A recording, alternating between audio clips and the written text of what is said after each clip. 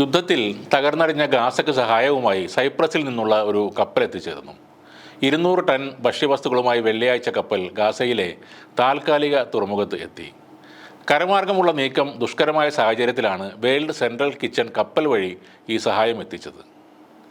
UAEയുടെ ധനസഹായത്തോടെ American പിന്തുണയോടെ പ്രവർത്തിക്കുന്ന സംഘടനയാണ് വേൾഡ് സെൻട്രൽ കിച്ചൺ.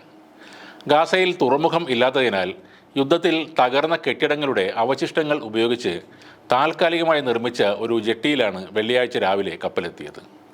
കപ്പലിൽ എത്തിച്ച ഭക്ഷ്യവസ്തുക്കളിൽ അരി, മാവ്, പയർ, ബീൻസ്, ട്യൂണ, ടിന്നിലടച്ച മാംസം എന്നിവയുണ്ടെന്ന് പറയുന്നു. ഇസ്രയേൽ ആക്രമണത്തിലും ഉപരോധത്തിലും തകർന്ന വടക്കൻ ഗാസയിൽ സഹായം എത്തിക്കാനാണ് ഇപ്പോൾ പ്രധാനമായും ആ സംഘടന ശ്രമിക്കുന്നത്. 3 ലക്ഷം പലസ്തീനികൾ ഇപ്പോഴും ഈ പ്രദേശത്ത് ഉണ്ടെന്നാണ് കരുതുന്നത്. ആദ്യ കപ്പലിലെ സഹായം വിതരണം ചെയ്ത് കഴിഞ്ഞാൽ കൂടുതൽ സഹായവുമായി ഉടനെ രണ്ടാമത്തെ കപ്പൽ ഗാസയിലേക്ക് പോകുമെന്ന് സൈപ്രസ് വിദേശകാര്യമന്ത്രി കോൺസ്റ്റാന്റിനോസ് കോംബോസ് പറയുന്നു. എന്നാൽ രണ്ടാമത്തെ കപ്പൽ എന്ന് പുറപ്പെടുമെന്ന് അദ്ദേഹം പറഞ്ഞിട്ടില്ല. ഐക്യരാഷ്ട്രസഭയുടെ കണക്കനുസരിച്ച് ഗാസയിലെ ജനസംഖ്യയുടെ 4/1 പേർ കടുത്ത പട്ടിണിയിലാണ്. ഇതിനിടെ ഗാസയിൽ വെടിനിർത്തൽ ആവശ്യപ്പെട്ട് ഹമാസ് നിർദ്ദേശം മധ്യസ്ഥർക്ക് മുന്നിൽ അവതരിപ്പിച്ചു. ഇസ്രയേലികൾ തടവിലാക്കിയ പലസ്തീനികളെ മോചിപ്പിക്കണം എന്നതാണ് നിർദ്ദേശം. ഇസ്രയേൽ ജയിലിൽ കഴിയുന്ന 700 മുതൽ 1000 വരെ പലസ്തീനികൾക്ക് പകരമായി എല്ലാ സ്ത്രീകളെയും കുട്ടികളെയും പ്രായമായവരെയും തങ്ങൾ മോചിപ്പിക്കാം എന്ന് ആദ്യഘട്ടത്തിൽ ഹമാസ് പറഞ്ഞിരുന്നു.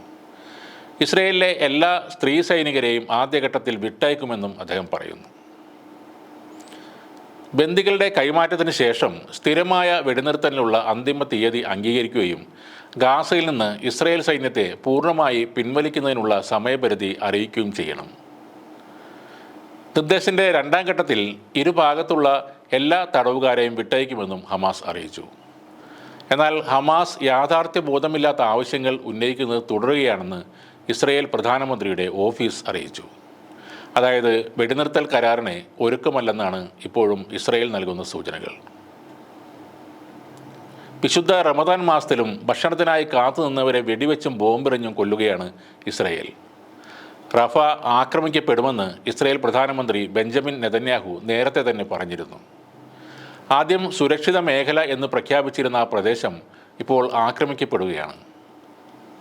നോമ്പ് സമയത്തും പലസ്തീനികൾ ഓരോ ശ്വാസവും എടുക്കുന്നത് അത് തങ്ങളുടെ അവസാനത്തേതായിരിക്കും എന്ന ഭയത്തിലാണ്. അത്രയ്ക്ക് രൂക്ഷമാണ് അവിടുത്തെ സ്ഥിതിഗതികൾ.